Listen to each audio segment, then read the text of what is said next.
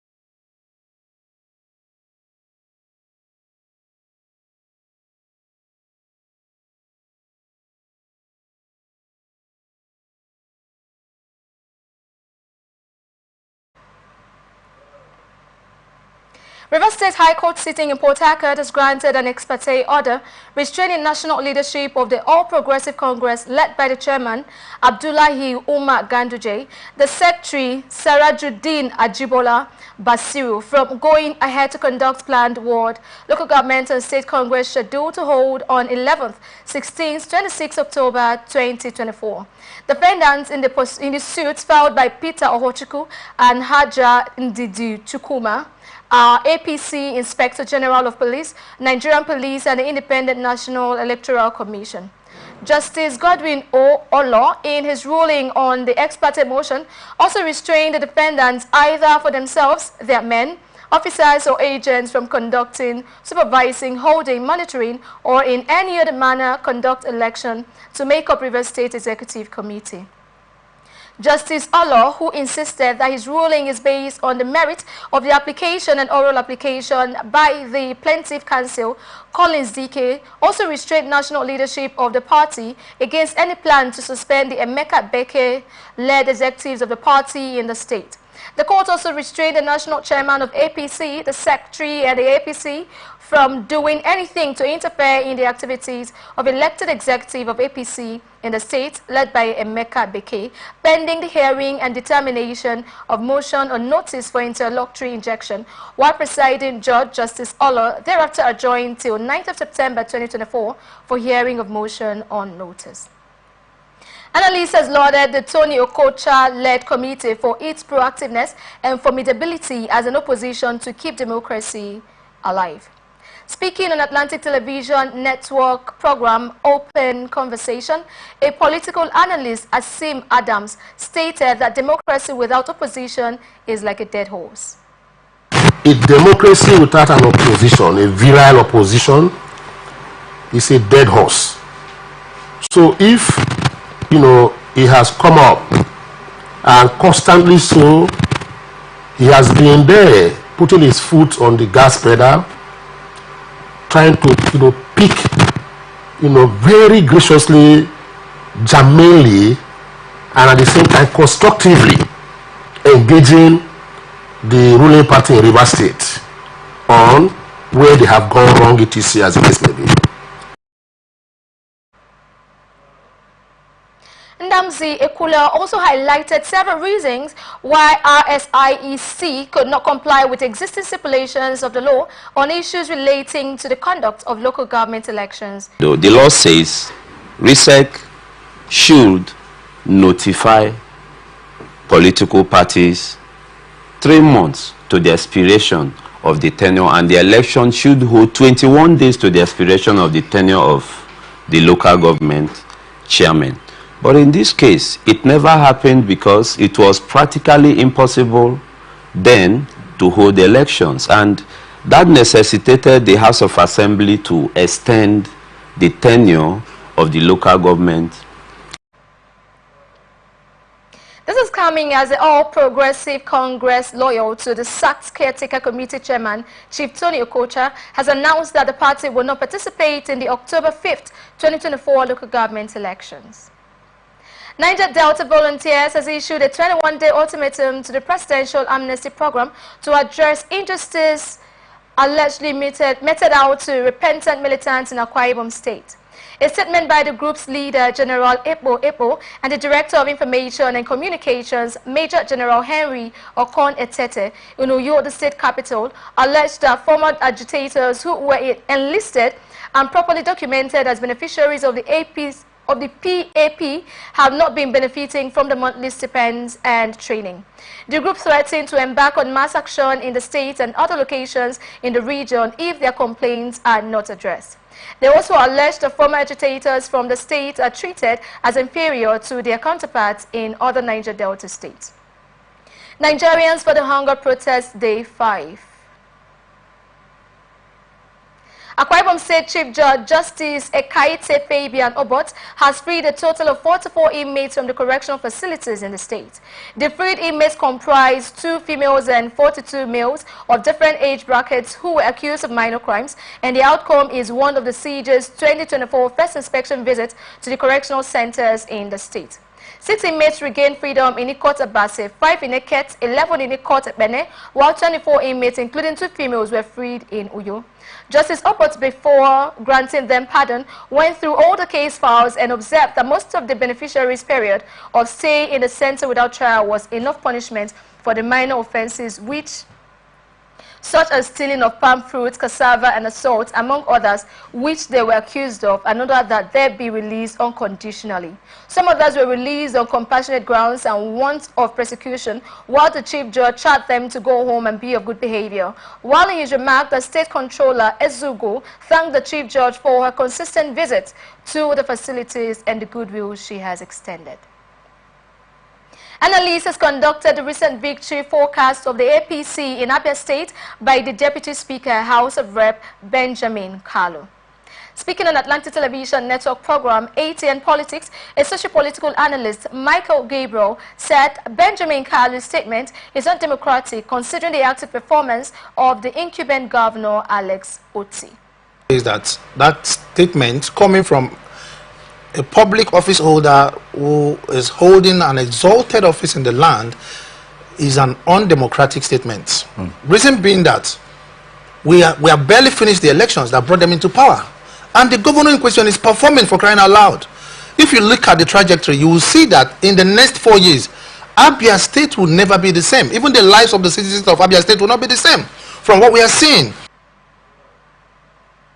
Gabriel also lauded the Abia State government for its extensive infrastructural development. And if you study the governance of Abia State, you find out that Abia State has never had it this good in the past decade, if not 2. And this generational transformational change is going through every sphere, every phase, every sector of the economy. It's not just. This is coming after the People's Democratic Party in Abia State criticized the Deputy Speaker, House of Representatives, Right Honorable Benjamin Kalu, on his recent prediction of victory of APC in the 2027 Abia governorship election. British High Court's High Commissioner Dr. Richard Montgomery's recent visit to Abia will avail the UK an opportunity to explore areas of economic partnership with the state government. A statement by the Senior Communications and Public Diplomacy Officer at the British High Commission, Atinuke Akainde Elebe, in Abuja said Montgomery visited Umuahia, the state capital, between August 20 and 21 for high-level discussions with the state governor, government stakeholders, and business leaders.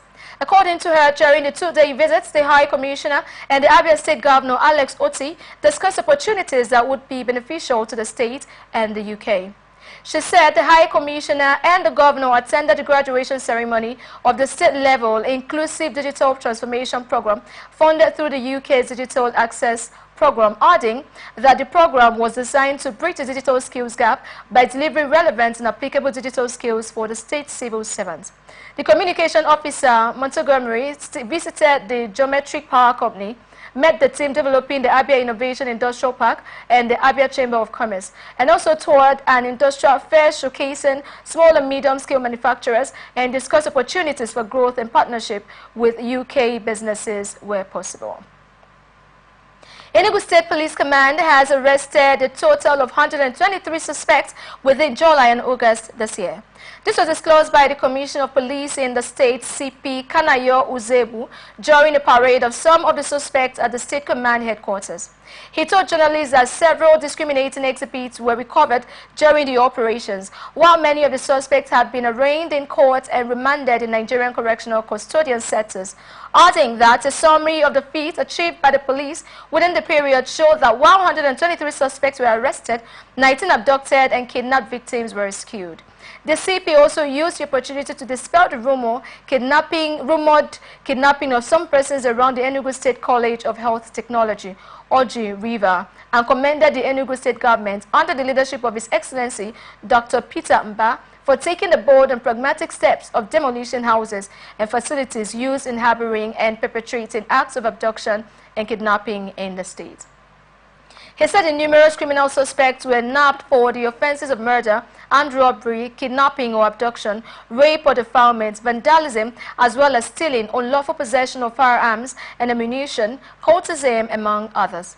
The police chief thanked the good citizens of Enugu State for all their support and enjoined them to continue to be law-abiding, vigilant, and support to the police with the credible and actionable information needed to actualize their goal of ridding Enugu State of all forms of crime and criminality. Analysts is not particularly happy with the transportation of vegetable oil using petroleum tanker.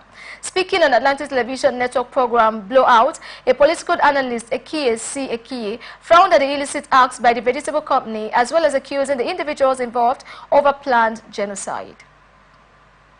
I do not really understand the rationale behind using a tanker that has been used or is used for petroleum purposes. Now you want to use it for an edible commodity. I think it's not right. You see, most times when we say that our problems in this country, most times Nigerians were our own.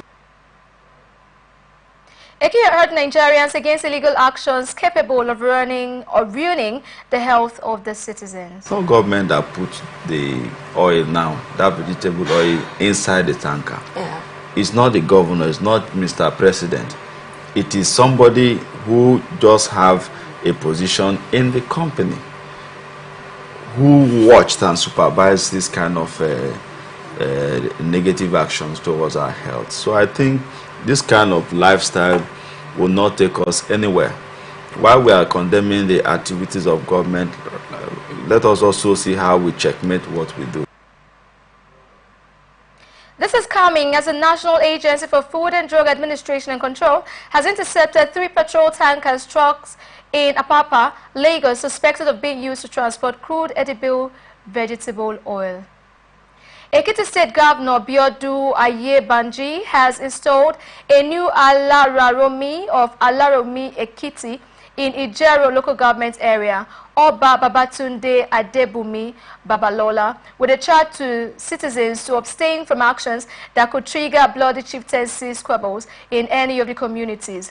Ayebanji warned the communities against allowing Obaship and chieftaincy tussles to create cleavages and internal aggression within them, saying such scenarios may hinder development and unity in the state.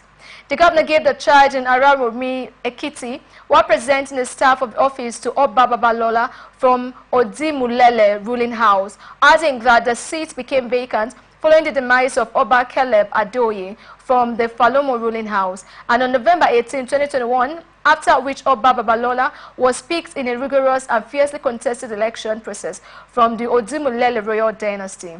Addressing the residents, Oyebanji, represented by the Deputy Governor, Misade Afuye, posited that the installation of the new monarch was in consonance with Part 1, Selection 1 to 2 of the provision of the Chief Law 2012 2012 Cap C5 law of Ekiti State, and while harping on the imperative of unity among Araromi citizens following the crisis that dodged the election process, the Commissioner for Chieftaincy and Home Affairs, Chief Ojo Atibukoke, said the process leading to Oba Babalola's ascension to the stool was thoroughly monitored in line with the extant law. The Commissioner saluted the kingmakers and the Alaromi in Council for their contributions to the emergence of the new monarch and holding the fort during the vacuum created by Oba Adeoye's demise. And while in his acceptance speech, Oba Babalola promised to unite the community by pursuing an aggressive, fierce-minded mission that will restore love, unity, and orderliness to the town. Osun State Governor Ademola Adeleke has issued directives on alleviating economic pains and hardship faced by residents of the state. A statement by Olawale Rashid, the governor's spokesman, on Thursday covered food inflation, fuel prices, and people's welfare, adding that the directives are in line with Governor Adeleke's promise during the End Bad Governance nationwide protest. This is coming after a nationwide protest against hunger and was held in some states in Nigeria between Thursday, August 1st to Saturday, August 10th, 2024. While during the course of the protest, Governor Adeleke had assured protesters of ongoing steps to fulfill their demands as they pertain to the state government. The state governor, while promising broader governance consultations with stakeholders such as civil society, students and youth, tasked the Ministry of Science and Innovation with producing an implementation plan for the recently amended and approved state ICT policy and state innovation policy to expand opportunities for youth engagement. Governor Adeleke said his government has carefully considered demands of various interest groups, including the organizers of the recent national protests, assuring that his government is a government of the people, by the people, and for the people, that will remain committed to good governance and delivering democratic dividends. Shortly after assuming office as FCT Minister on August 21st, 2023, Nyesom Wike announced short, medium and long-term plans to restore the Abuja Master Plan. Wike, also the FCT Minister of State, Maria Mahmood, explained that overhauling the FCT would reposition it to be among the best cities in the world in line with President Bola Tinubu's renewed hope agenda, placing emphasis on infrastructural development, taking one project at a time to restore the city to its glory. However, Wike was confronted with the sight of abandoned projects that characterize the capital city, which in assessment he pointed out that some of the contracts were awarded in 2007, some in 2011, while others were awarded between 2015 and 2017 with all abandoned, and that is the reason why he has to complete the abandoned projects first before awarding new projects in his administration as FCT Minister. Speaking in Abuja during a media parley with some journalists marking his first day in office, Wike said President Tinubu has given him everything he requires to work and succeed as Minister of the FCT. I am one minister that should not complain at all. There's nothing I have sent to Mr. President for approval. Take for example, we have issue of procurement problems. Our threshold for capital projects here, if it's more than 1.5 billion, you have to go to FEC. You have to pass to the DPP. More than 1.5 billion. Now, if it is in terms of goods, it's more than 300 million. You have to go to BBB and go to FEC. More than 300 million. I always felt, this is going to affect us. We can't do anything. It means that in 3 months, no meaningful project can be carried out. And I wrote to Mr. President, and I said, sir, this cannot be possible. We are out of TSA. We're not operating as a ministry. We have our own secretary as seen as commissioner.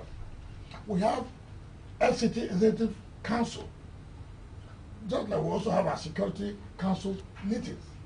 So I don't understand how this can be possible. It is therefore necessary to increase our threshold. From now, I'm coming to tell you the support he has given. He increased for goods from 300 to 5 billion. For capital projects, from 1.5 to 10. what support do you want for somebody? Yes, he gave the approval. And everybody is so happy. Works are now going on that, like what we're talking about schools now, the emergency rehabilitation. So people will now move in. But if it was not that case, then we can't do anything. So what kind of support do you want that has not been given? That's why it is difficult for me to give an excuse that this is not working because of this. Okay. It's not working well. Very, very good.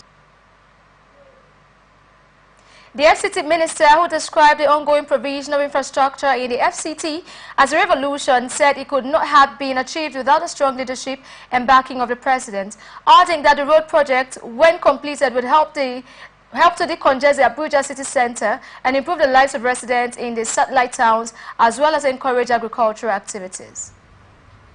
As I speak to you, the procurement process is going on as far as Katambe is concerned. That's Katambe? Yes. We're doing the selective tendering. You know, there where we're building judges' quarters. We're building Koroba Kid, FCT division.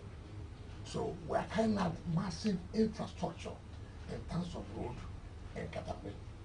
But we're in procurement process. Let me tell you this. In the next 1 year, what you will see in Abuja, you can come back and beat your chest. Yes, I think we've gotten it right. In terms of road infrastructure, not only in the city. Now, I went through Yanya, Karu, Orozo, to Okashi the other day. I felt so bad. The road was terribly bad. I said no. I called the coordinator of STD. I want an estimate of this road immediately. I wrote to the DG blueprint. Approved for us for emergency 18 kilometers. I said if we don't do this now, with the rains, it will be something else. It will be something else. That's Yaya, Karo, Orozo, down to Karashi. 18 kilometers. Now, if you go to Kuje, we are now, if you see from the airport down to Kuje, it's 10 lanes. Now, within Kuje, we're able to dualize Kuje down to their boundary with Gwagwalada. Now, what to do from there now, dualize it to Gwagwalada itself. Right? So, by the end of the day, you will see that people in Kuje, you don't need to live in Abuja. You don't need to. 15 minutes from there, you're in the city. But they can because there's no road. Even from Gwagwalada, you don't need to pass through the airport again. By the time we do allow Kuje to Gwagwalada, you take that and you're in the city here. So we are not restricting ourselves to just road in the city. No. But you will see heavy development in terms of road in next 1 year. It cannot now because there's no access road.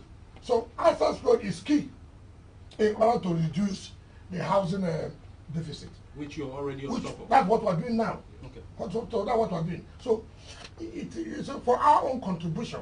It's not we government going to build house. No, it is not that. But if private sector see that there are assets, there are infrastructure, they will certainly go there and build houses, and which of course will reduce the housing deficit. So we're doing quite a lot. Like I said, road is key to any development. Houses will spring up. Gunmen suspected to be bandits have killed 13 persons on their farms at the Ijua fringes of the Alaba community of Shiroro local government area of Niger State. The local government chairman Akilu Isiaku, who confirmed the killing in Mina, said the bandits shot 9 of the victims to death while 4 others were killed at a different location the same day. While the bandits targeted the community over allegations that members supplied intelligence to security agencies on bandit movements. Niger State Acting Governor Yakubu Gaba, who described the attack as satanic and callous, condoled the affected families, community members, and the entire people of Shiroro local government area over the unfortunate incident. The attack reportedly occurred at a time when farmers were expected to spend more time on their farms, while several other farmers far away from the scene of the attack had deserted their farmland for fear of attack. Coordinating Minister of Health and Social Welfare, Professor Muhammad Pate, has petitioned the National Security Advisor, Nuhu Ribadu, and Inspector General of Police, Kayode Ebotukun, to rescue Kaduna-based Dr. Ganiyat Pupola, who was kidnapped last December and has been in the abductor's den for nearly 8 months. Pupola, a registrar in the Department of Ophthalmology at the National Eye Center, Kaduna State, was abducted on December 27, 2023, along with her husband, Nuruddin Pupola, who is a squadron leader, and her nephew, Falarami Abdul Mugini, who stays with them. While after several negotiations with the kidnappers, the husband was released on March 8, 2024, but the doctor and Abdul Mugi were not released. It was also gathered that since the incident, the abductors had caught several at will and occasionally to allow some family members to speak with the captives, and they were spoken to prove the doctor and the nephew are still alive. The Nigerian Association of Resident Doctors has repeatedly clamored for Pupola's release, with chapters of the association holding peaceful protests across different states and the Federal Capital Territory, Abuja, while NAD threatened to embark on a nationwide strike if Pupola was not released by August 26th.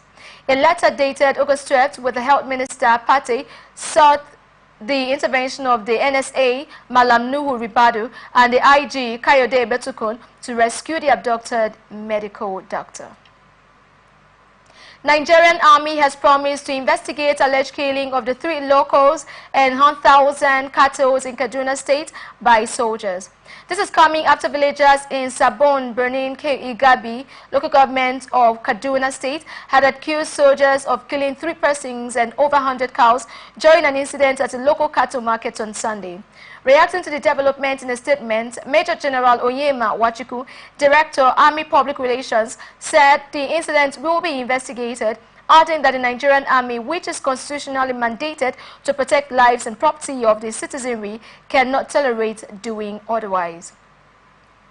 According to the statement, the Chief of Army Staff, Lieutenant General Torid Labaja, has directed a thorough investigation into the incident with a view of establishing the immediate and remote causes of the incident and unraveling those behind it. He therefore appealed for calm and assured the general public that the outcome of the investigation will also be made public.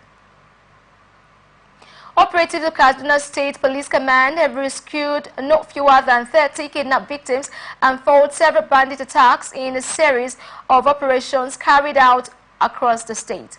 The most recent incident occurred on the 21st of August when the DPO of Dosima Police Division, CP Bello Abdullah Igasau, led a combined team of police operatives and vigilantes and raided the bandit hideouts in the Dosima local government area. 7 hostages kidnapped from Ferrara, Kasa, and Shanga villages in Dosima local government have been rescued unharmed, and 1 AK-47 rifle was recovered during the operation. The State Commissioner of Police, CP Ali Abubakar Musa, who disclosed this in a statement signed by the Command's Public Relations Officer, ASP Abubakar Sadiq, said following a fierce gun battle in separate incidents on the same day, police operatives fought bandit attack in Mulufashi and Jibia local government area, rescuing 20 kidnapped victims and 5 rustled cows from Yaba village in Mulufashi. While in Jibia, the team rescued 3 kidnapped victims from bandits who attacked Jibia and Majay, Nasarawa, and Lankwasu village. CP Musa commended the bravery of the police officers involved in the operations and urged the public to continue supporting the police and other security agencies with timely information to help combat crime in the state. 4 women have drowned in a boat accident that occurred in Taraba State.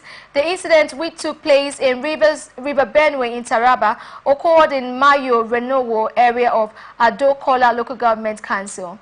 The tragedy is coming barely a year after several people drowned in the same river and River Ibi in Ibi Local Government Council, respectively. While in October 2023, over 50 people were drowned when a boat capsized on the same river when people were traveling to a neighboring village in Karim Lamido. The boat, carrying over 30 passengers, was out from Mayo Ranowo in Adokola and heading to Belango in Karim Lamido Local Government Council when the mishap occurred. And though over 30 passengers were confirmed to have survived, some persons from the area said the local community is deeply in mourning. When contacted over the incident, the Taraba State Police Command spokesperson Gambo Kwache said she is yet to receive details of the incident. Kano State government has commenced the fabrication of 50,000 classroom desks and other school furniture towards creating a conducive learning environment for students. The project was part of the government's broader commitment to the reduction of the large army of out-of-school children in the state, and Governor Abba Yusuf, during his provisional visit to the fabrication site, expressed satisfaction with the level of progress and commended the workers for their efforts. Yusuf reiterated his administration's commitment to ensuring quality and affordable education for all in Kano, adding that the initiative was a step towards achieving the goal as well as the creation of a better learning environment for students. Flash floods have cut off the Azareja Amare Road along the Kano-Maiduguri Highway in Bauchi State. While inspecting the affected area, the state governor, Bala Mohammed, said he has reported the situation to the Minister of Works, Dave Umahi, who had visited last week when the road was initially threatened. The governor also warned that communities are at risk of being submerged if the flow of water is not managed effectively, adding that the incident occurred barely 2 weeks after downpour severely damaged the federal highway connecting Kano to Maiduguri, especially between the Malori and Goskuri villages in the Katangum local government area of Bauchi State. The flood has created a large crater in the middle of the road and forcing motorists to find alternative routes. In the northeast geopolitical zone, Bauchi has been affected by flooding in the last weeks, with lives lost and thousands of houses destroyed.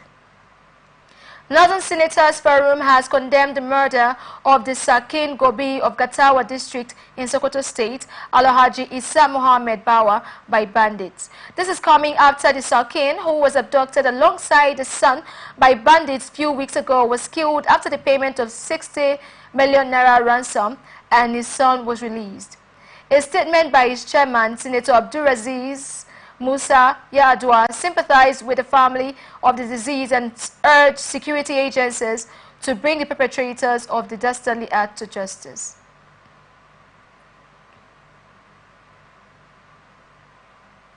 You're watching the Global News on Atlantic Television Network. We will be back after this break.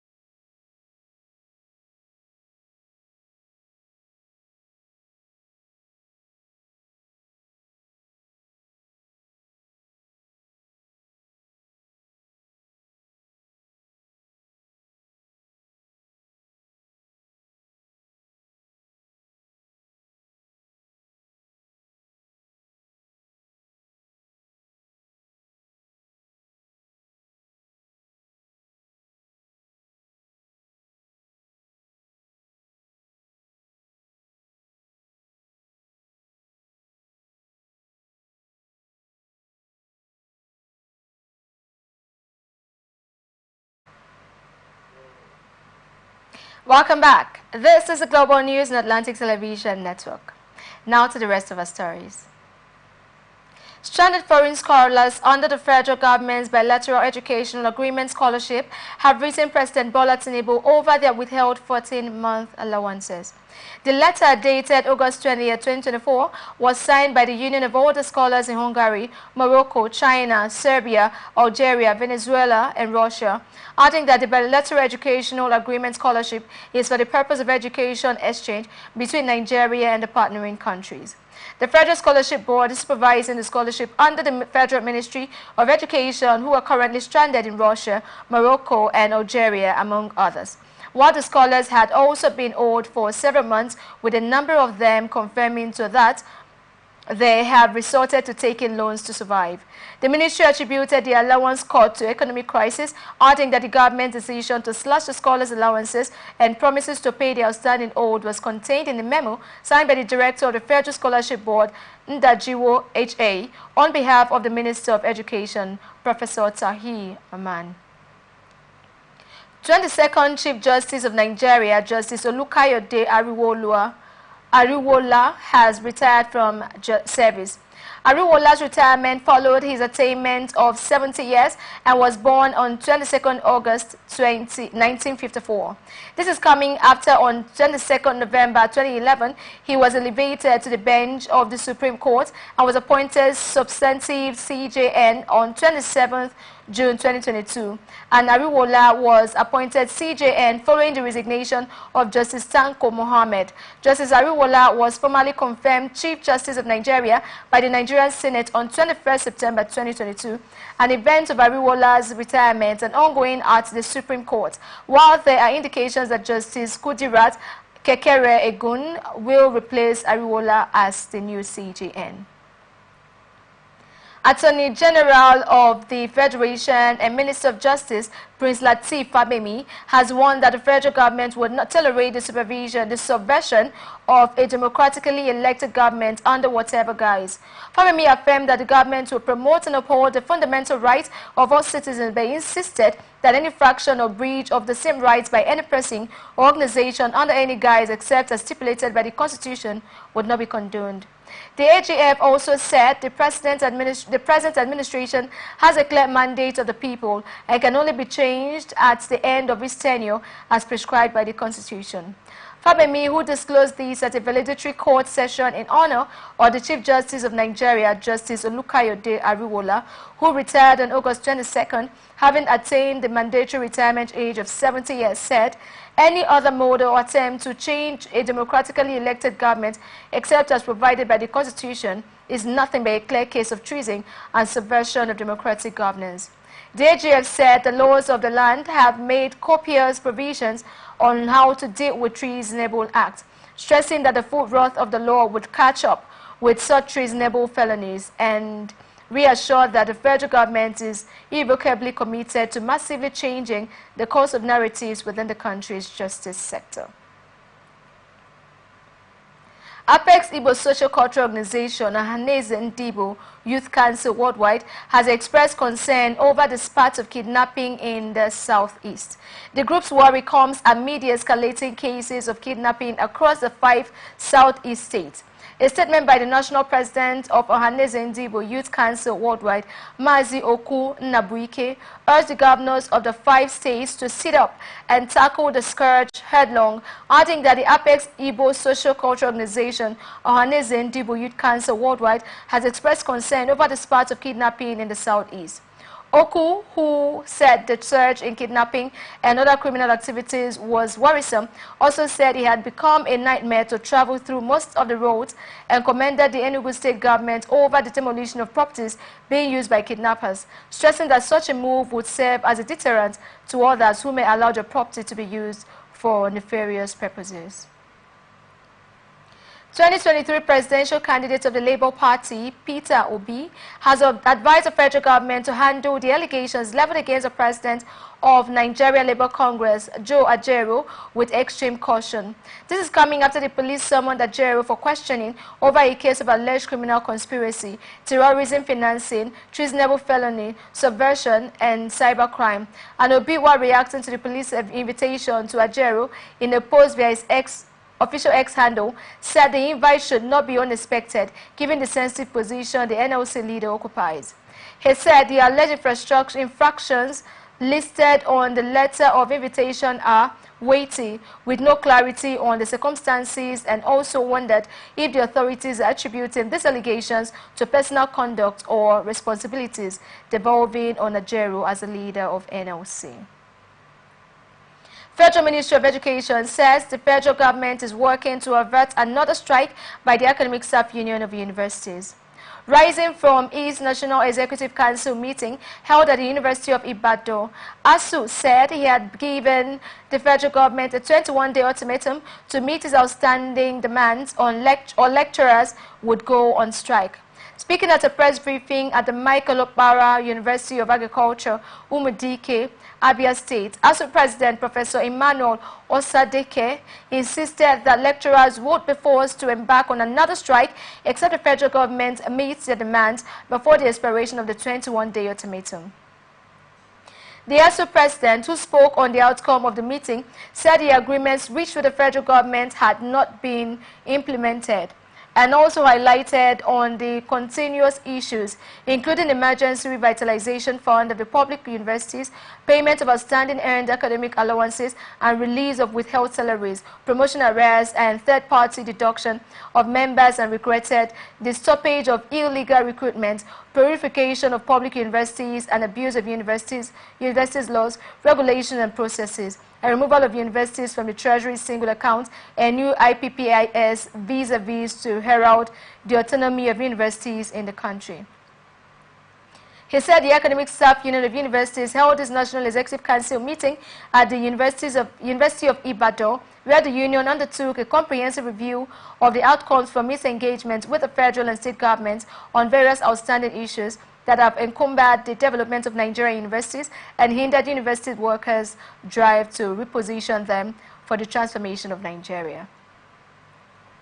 Economic and Financial Crimes Commission has released the sacked chairman of the National Hajj Commission of Nigeria, Jalal Arabi, and the commission's secretary, Abdullahi Kontugora, on bail. Arabi and Kontugora were detained over alleged illegal withdrawal and the mismanagement of the 90 billion naira 2024 Hajj Intervention Fund. The EFCC spokesperson, Dele Oyewale, said no further recovery had been made yet after the first 314,098 Saudi riyal, and apart from the Hajj Intervention Fund, an investigation into the Commission's activities since 2022 resulted in the recovery of Esther codes paid to staff who did not undertake study tours and payments made to Shuruka Al-Kahar Group Limited for services that were not rendered. Also, documents for payment of the consultancy services, including the executive chairman's approval, were fraudulently backdated to January 23, 2024 to enable the payment of the sum of SAR 780,019,059 to Sharaka Al-Kahar Group Limited on April 14, 2024. Rights activist Femi Falana has asked the Nigerian police to charge the protesters remanded in prison custody to court before August 25th or face legal action. The lawyer also accused the authorities of preventing legal representation for the protesters, leading to their being remanded in prison, adding that the suspects were denied legal representation even though the Nigerian Bar Association had publicly announced its intention to provide lawyers to defend them. Falana said the decision by the authorities to deny the suspects legal representation constitutes a violent breach of their fundamental right to fair hearing, guaranteed by Section 36 of the Constitution and Article 7 of the African Charter on Human and People's Rights, as well as the Ratification and Enforcement Act. He also said it is highly discriminatory and illegal on the ground that political exposes persons exposed persons who are arrested for looting the treasury to the tune of several millions of naira and are usually informed in advance of the date and of their arraignment in the courts. Up next is business news. Chief of Staff to the President, Femi Gbajabiamila, says the 2025 budget for state house agencies will be based on needs assessment.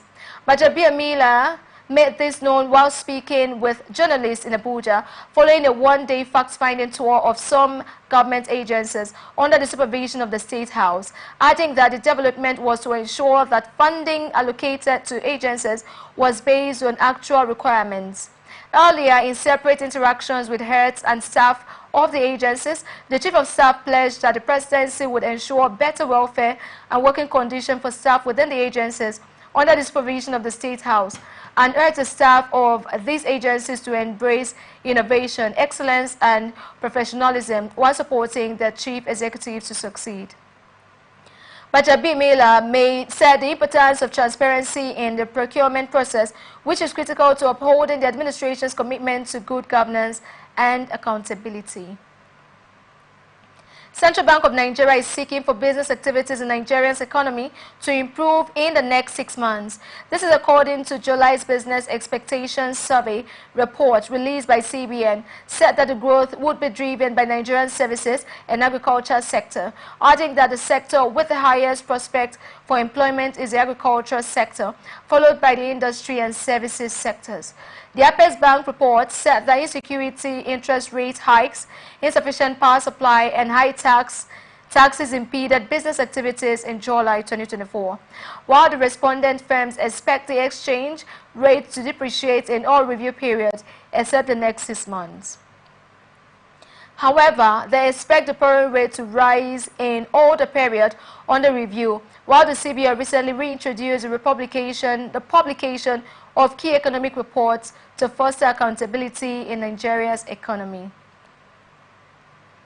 Federal government is planning to invest $100 billion annually to tackle the economic challenges in Nigeria. The Minister of Budget and Economic Planning, Atiku Bagudu said the recent nationwide protest against the bad governance in Nigeria has forced government officials to listen more and do better, adding that though the current economic situation is due to cumulative years of underinvestment, the current administration is ready to rewrite the wrongs to improve the country in the next 25 years. This came as the Chief of Staff to the President, Femi Gbajabiamila, said the country was battling various socio-economic challenges that threatened the existence of a national union. The event, attended by leaders, policymakers, experts, and key stakeholders under the theme, Nigeria's Economic Future, 25 Years of Democracy and Beyond, was to reflect on the nation's economic journey since the return to democracy rule in 1999.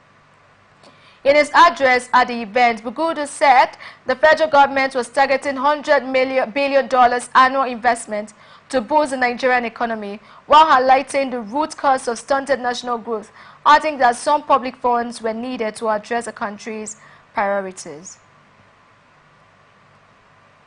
Federal government has launched the National Single Window Project to boost Nigeria's trade and economic growth. The Minister of Finance and Coordinating Minister of the Economy, Wale Edu, who kicked off the launch of the transformative initiative, said the aim is to streamline trade processes, reduce bottlenecks, and increase transparency, as well as position Nigeria for economic growth. A statement from the Ministry of Finance, signed by Mohammed Manga, Director, Information on Public Relations, said the project spearheaded by the Federal Inland Revenue Service and the Nigerian Sovereign Investment Authority, seeks to create a centralized platform where traders can submit and receive information related to import and export procedures, adding that the development is expected to significantly reduce the time and costs associated with trade transactions. Edu also spoke on the importance of the Nigerian Sovereign Investment Project in driving Nigeria's economic development, adding that the initiative is a crucial step towards improving our trade facilitation processes and making Nigeria more competitive in the global market. As the Nigerian Sovereign Investment Project progresses, Nigeria can anticipate improved trade efficiency, increased transparency, and a more business-friendly environment, as well as paving the way for sustainable economic growth and development.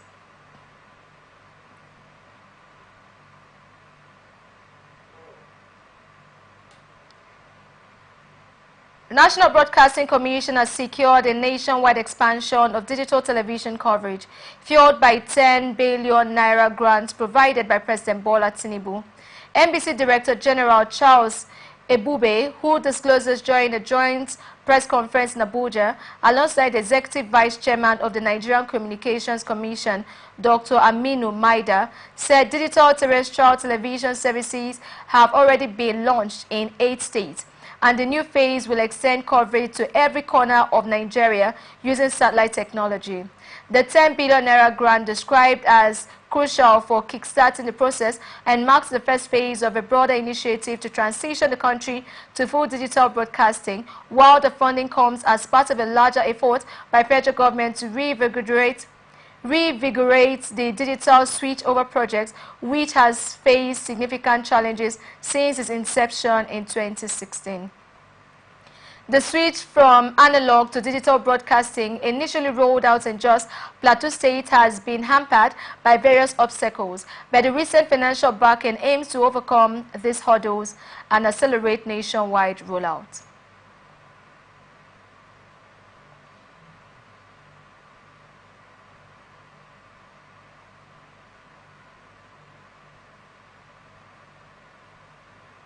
You're still watching the news on Atlantic Television Network. Up next, international tidbits.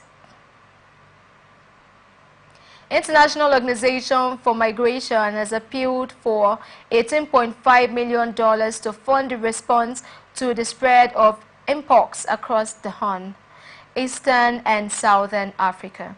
The spread of mpox across the region has increased the risk of infection for migrants who need crucial healthcare and other support ahead of an anticipated surge in cases.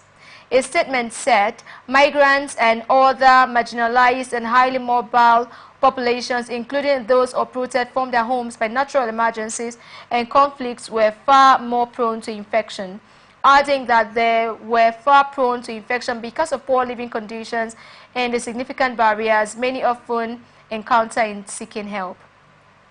Highlighting data from the UN World Health Organization, said 12 African countries that reported an outbreak and new cases emerged in previously unaffected Kenya, Burundi, Rwanda, and Uganda, with cross-border infections cited as a factor in the spread of disease. The gesture is intended to support infection prevention, control, and response measures, particularly at border crossing, and will also help to fund awareness raising activities among migrants and host communities, along with internally displaced persons. And the symptoms include fever, rash, headaches, sore throats, muscle aches, swollen limb nodes, and backache. U.S. President Joe Biden has advised Israeli Prime Minister Benjamin Netanyahu on Gaza ceasefire and hostage release deal, which was also joined by Vice President Kamala Harris. Biden has commended the importance of removing any remaining obstacles blocking an agreement with Hamas, after reaffirming Washington's commitment to help defend Israel against what the White House called all threats from Iran, including its proxy terrorist groups Hamas, Hezbollah, and the Houthis. It came after the U.S. Secretary of State wrapped up a diplomatic tour of the Middle East, pushing for a deal that could end the war, while Netanyahu reiterated that Israel planned to keep troops in a strip of land along the border between Gaza and Egypt, known as the Philadelphia Corridor, in the event of any such deal.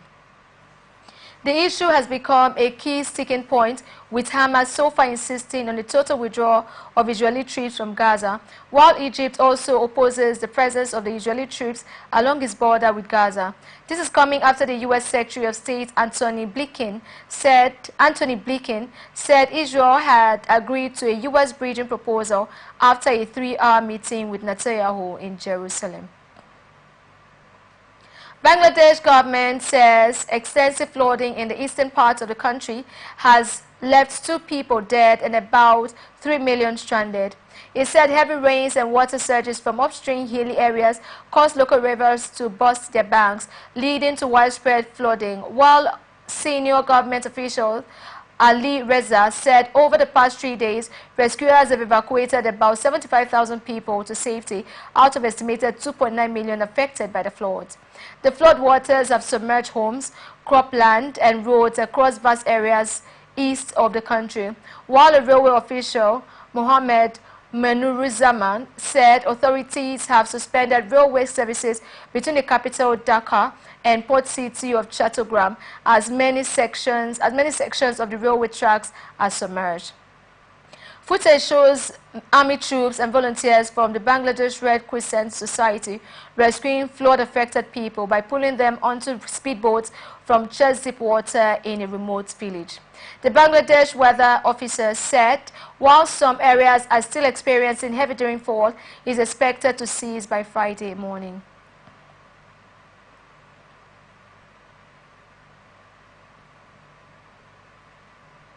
Here now is ATN Sports News. Falconets head coach Chris Danjuma has unveiled his squad for the 2024 FIFA Under-20 Women's World Cup. Danjuma listed 21 players for the competition, which will run from August 31st to September 22nd, while the squad includes 3 goalkeepers, 6 defenders, 5 midfielders, and 7 strikers. The list is headlined by Madrid CFF forward Obeyemi Ajakaye and 5 other players who have been called up to the Super Falcons in the past were also included on the roster. Lemni Jumoke Alani, Rofiat Imuran, Comfort Florencio, Chiamaka Ogochukwu, and Flourish Sebastian. The Falconets are drawn in Group D with Germany, Venezuela, and South Korea, and Nigeria will begin her campaign against South Korea at the Estadio EI Techno in Bogota on September 1st. Atlanta are planning to hand Ademola Lookman a new contract to stop the Nigerian from leaving the club. Lookman was approached by League One champions Paris Saint-Germain last week, while the Parisians offered the winger £3.5 million annual salary. PSG interest in the former Leicester City forward has however cooled off, while Lookman asked to be let out of Monday's victory over Leeds after the approach from PSG. The talented winger, however, returned to training, and according to Totoman Kotubeb, Atlanta are now exploring the possibility of extending the winger's contract and increasing his salary. And now, entertainment news. Nigerian high life singer Chinedu Okoli, popularly known as Flavor, has agreed with Jamaican reggae icon Buju Bantu that Afrobeat music lacks depth. He claimed that Afrobeat had no substance and would fade with time, adding that Afrobeat lacks depth because its artists are lazy. Meanwhile, Flavor has distanced himself from the Afrobeat genre and clarified that he is a high life artist and not an Afrobeat artist. He faulted the boxing of every African artist under the Afrobeat genre in Western media. American rapper Cardi B has denied bleaching her skin. There have been speculations that the hip-hop star was bleaching her skin, and Cardi B has slammed those suggesting that she was bleaching. She explained that she can't bleach while pregnant, and the pregnancy was responsible for her skin growing pale. Cardi B recently confirmed that her husband, Offset, is the father of the 3rd child she's expecting amid a divorce from the Magos rapper. And that's global news for tonight. Before we go, another look at the major stories. Court stops APC Congress. Ariwola retires as CJN. Charge protesters to court, Falana. NBC secures 10 billion naira expansion. Court convicts president over vote delay. Danjuma unveils Falconet squad. Cardi B denies bleaching. I am Wendy Aguma. Thank you for watching and good evening.